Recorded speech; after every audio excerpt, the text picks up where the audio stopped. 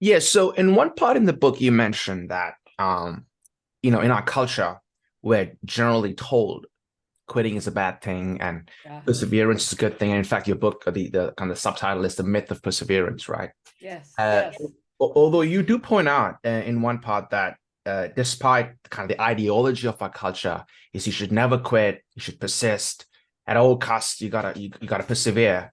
That if you look at it from an, let's say, a macroeconomic lens or like a sociological lens, quitting is in fact a sign of unhealthy culture. You state that that means that, for instance, employees have some kind of optimism in the economy, they're quitting their jobs and they're trying new things, maybe starting their own businesses, starting their own projects. So what I'm curious is if, let's say, from our material reality, day-to-day reality, what the findings of economics or even other fields like neuroscience or whatnot tells us that, I don't know if this is the proper term, objectively quitting has benefits too.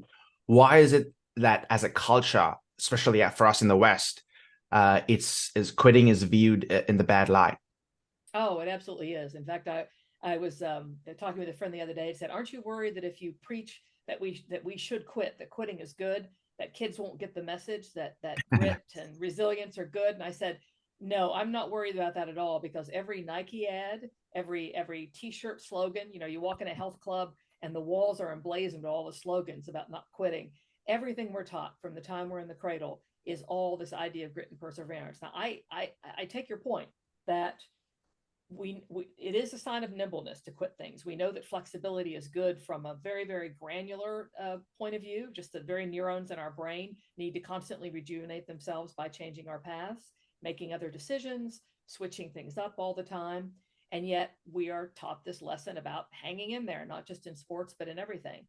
One of my theories is, and from the book, is that very clash right there, that very clash is indicative of a kind of a deeper restlessness within our economic systems that we have today. I maintain that since the Industrial Revolution, there always has been this discomfort because we know we have a few winners at the top and at the bottom, the vast majority of people who aren't doing so well. And that disparity in income inequality has only gotten bigger and bigger and bigger throughout the 20th century and then into the 21st until now. It's quite epic and quite disturbing. When the Industrial Revolution got underway, the same thing was true. You had a very few people at the top who were doing very well, but mainly you had the vast majority of people who were lying in the gutters, who were starving and living in rags and living in terrible poverty. For a thinking, feeling person, it's very hard to take. If you're at that top and you're looking down and you call yourself a good Christian, you call yourself a moral person, decent person, how do you live with that? How do you reconcile yourself to that?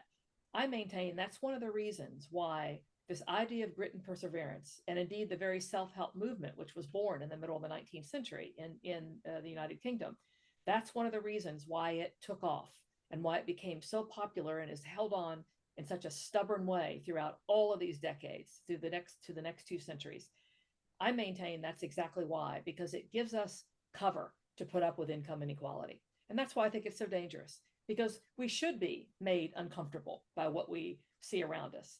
And one of the things that capitalism doesn't like us to acknowledge is the sheer chance, sheer happenstance that has such a large role to play in our lives. We love to think that it's all our own hard work. If something good happens, we say, I worked hard, I deserve this. And if something bad happens, we have to look around and say, you know what? I got screwed. A hurricane swept my house away. A flood came along and took everything. I invested in the wrong stock. I was misled. I trusted the wrong people. Probability rules our lives to a much greater extent than we're willing to acknowledge. And so to me, that's where that fundamental fissure occurs, is between what we want to be true, which is hard work always brings rewards. And if you don't work hard, you won't be a success.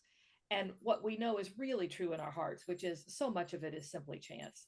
I always joke, as you know in the book, that do we really think that Bill Gates and Jeff Bezos worked harder than everybody else? Did Elon Musk get up earlier in the morning and stay later at the office? That's a nice idea. It's a nice fable. We know it's not true. And I think those fellows themselves and very wealthy people who are honest with themselves and with us will admit lots and lots of luck involved, lots of luck involved.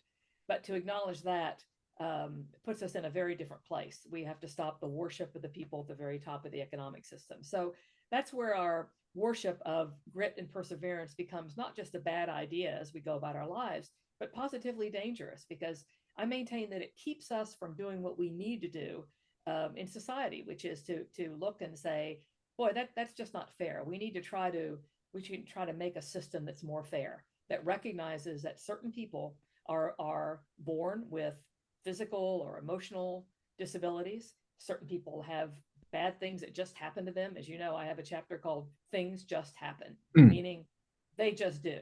You don't cause it. I mean, the people in Maui didn't cause those wildfires. It wasn't because they slept late one morning. Yeah. Things just happen.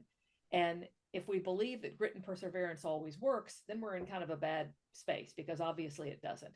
So it's a long-winded way around the barn there, but just to say that I do think that that's where that disconnect comes from, is trying to reconcile our various fates as we look at the great income disparity and social inequality that is just pervasive around the world today. So, Julia, I'm so glad that I know right before we started recording, we were talking about Max Weber. And as if you recall, when I initially reached out to you, I said that I'm more interested in viewing your work through a sociological lens. So I'm wondering if you could kind of flesh out and expand on this phenomenon of quitting, or let's say the phenomenon of not quitting, and then grit and perseverance from the lens of Christianity, capitalism, and then what Max Weber points out in his book, The Protestant Work Ethic and the Spirit of Capitalism. Yeah. I think that linking, as I said, that Weber was able to do, the linking of capitalism with the Protestant work ethic, that's really quite brilliant, because those are these two incredibly important currents in thought and in human history. And it was all kind of emerging in the 19th century when this was all getting going. We had the Industrial Revolution. We had all this happening. The world was changing in ways heretofore unknown. The way we got our bread was changing. The way we communicated was changing. Everything was changing. The possibilities for people, seemingly the possibilities for people anywhere on the economic spectrum to lift themselves, was just becoming extant, was just becoming something we were aware of. So just to remind you, we were talking about, you were kind of explaining the part about, I would say the words capitalism, quitting, and Max Weber, his kind of sociological analysis apropos capitalism and Protestantism. Right. And that Protestant work ethic. Exactly. I think why that's so important is none of those things are inherently bad. I mean, I'm not anti-capitalist whatsoever. I mean, I think capitalism has, as they say, as we like to say here in the United States, raised more people up out of poverty, yada, yada, yada. All true. All absolutely true. However, there are people who are left behind through no fault of their own. And the Protestant work ethic has been kind of used as a cover for that, as kind of a way to camouflage the fact that some people, not through their own fault, are left behind and haven't been able to enjoy the fruits of capitalism in the way that they should. So, as I said, I think that that's where this quitting ethos and this great celebration and valorization of grit and perseverance has this kind of dangerous bad edge. And again, it makes us more insensitive to the plight of others. And it is that, and again, the brilliance of that linkage is because it explains how we got here, why it was an appealing philosophy to believe that if you work, that's a 2 + 2 = 4 equation. If you work hard, you will succeed. If you don't work hard, you won't. It's a lovely fable, and it is only a fable, and it is not true. And we want it to be true because it fits in with this idea about we're rewarded for our good works, as that's, this part. So many religions are based upon the idea of good works. If you are a good person and you do good things, then you'll end up in heaven. And if you're not, you won't. Although I've always liked the Mark Twain line when he says, heaven for the climate, hell for the company, right? Yes. Right. Also, I think Oscar Wilde said that I'd much rather go to hell because all the fun people are in hell. Exactly, right? Same idea. And it's undoubtedly true. But it does explain, these linkages. What I love, and I know you must as well with some of your thinking and reading, is when you see currents of thought link up and you see ways that they link up that aren't immediately obvious. You have to dig a little bit and figure out, why is this happening? Mm. And we none of us start from a neutral point. We all start from where our own viewpoint is. And it has always troubled me the extent to which we put up with such massive inequality. Um, we put up with it. We kind of shrug and we say, well, that's just how it is. And the moment you find yourself saying, well, that's just how it is, we're all doomed. When that to me is a kind of a lazy way out, is to say, well, no, it got that way. We make the world. We have created the world that we want. And the fact that we're willing to put up with some of these vast disparities in income and in opportunity means we're not doing a good enough job of being empathetic to the plight of other people and what they may be dealing with.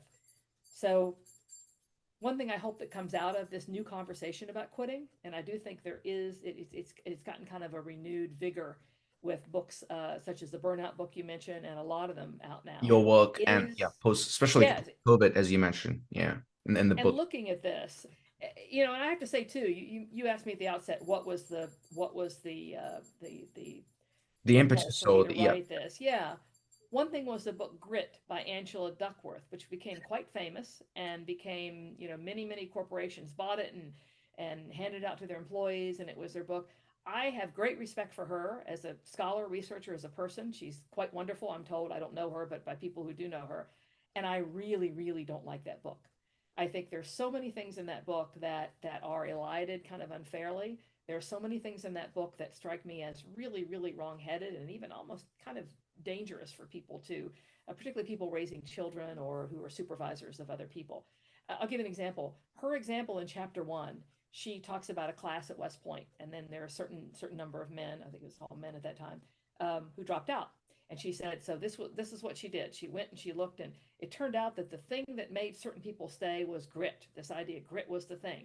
And I remember thinking instantly as I was reading it, but wait a minute, those soldiers who would be soldiers who dropped out, West Point wasn't for them. A military career wasn't for them. They changed their mind. So how dare you say they're not gritty? It's not a matter of grit or not. It's a matter they made another decision in their life, or could very well have. I don't know because I don't know them. But to me, that seemed to be such a very small lens with which to look at a really, really big canvas, which is why we do what we do and how we live with the decisions that we make. How do we how do we justify our own existence? How much do we owe to other people? How much do we owe to ourselves? And to look and to say that grit is the defining factor in whether one succeeds or not, to me just seemed very, very short-sighted and just unworkable, really.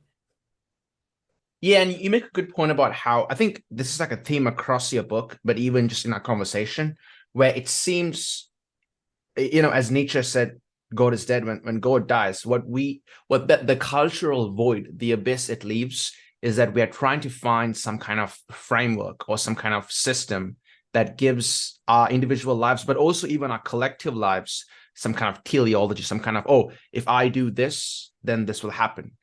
And I feel this idea of grit, perseverance, or more of the ideas of that's coming out of the self-help culture, that is becoming our new religion, where, as you rightly point out, we believe it's almost like an act of faith, in a sense, a naive faith, where we think that, oh, if I make it, it's because I worked hard. If I don't make it, it's because I'm some kind of loser who quit, to use the title of Right. your book. Right. And And we are there now. Yeah, we do. And that's why I don't like the self-help idea, because that's what it does. It suggests, all right, I'm going to give you a list of 10 things. And if you do these 10 things, then you're going to be great.